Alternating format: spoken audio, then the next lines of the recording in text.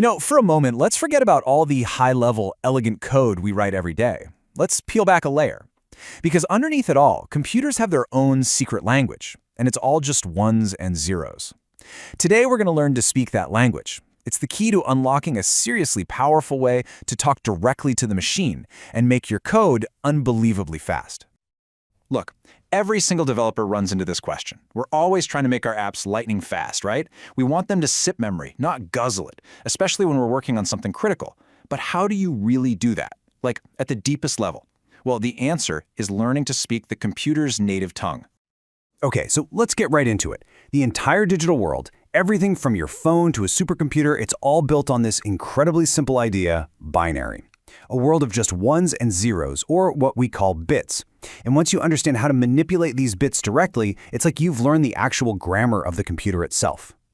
Now, the tools we use to speak this secret language, they're called Bitwise Operators. These are what let us get in there and work directly with the individual bits of a number. And trust me, this is not your everyday addition or subtraction. This is a fundamentally faster, more direct way to get the machine to do what you want. So to make this all really concrete, we're going to stick with the examples from our source material. We'll be working with two simple integers. A is going to be 10, which in binary is 1010, and B is going to be 4, which is 0100. Just keep these two numbers in your head as we go through the next few slides. All right, so what's in this special toolkit of ours? Let's meet the operators that are going to let us perform all this bit-level magic. There are 6 main ones that we really need to know.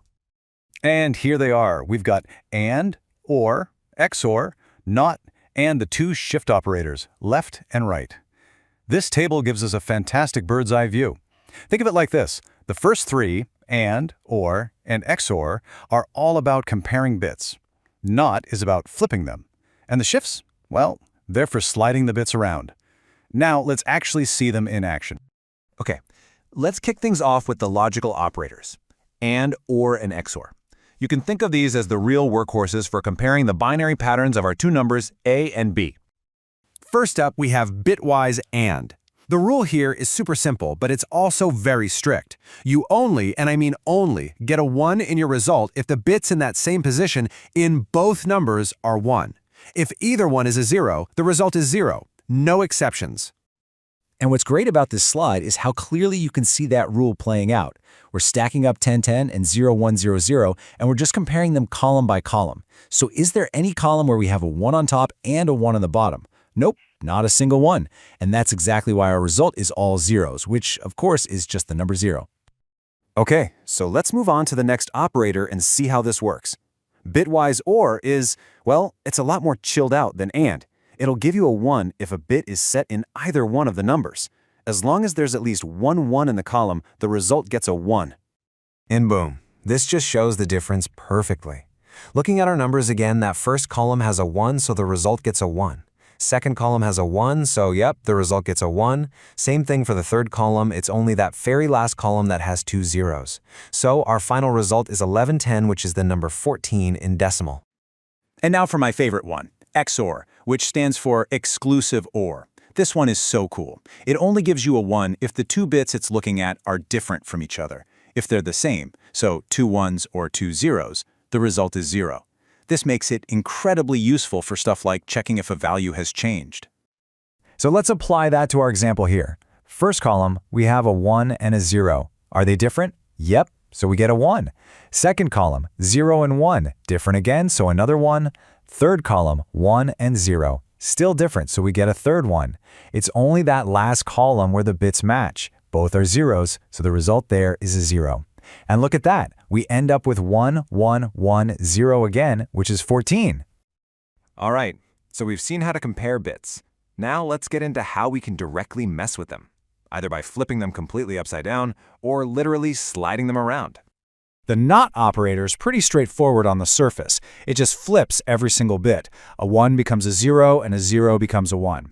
But there's a little twist in Python you have to know about. Because of how it handles negative numbers, using a system called 2's complement, it all boils down to a really simple formula. The NOT of a number A is just equal to negative A plus 1. So let's just break that down real quick. If we want to find the bitwise NOT of our number 10, we just pop it into that formula.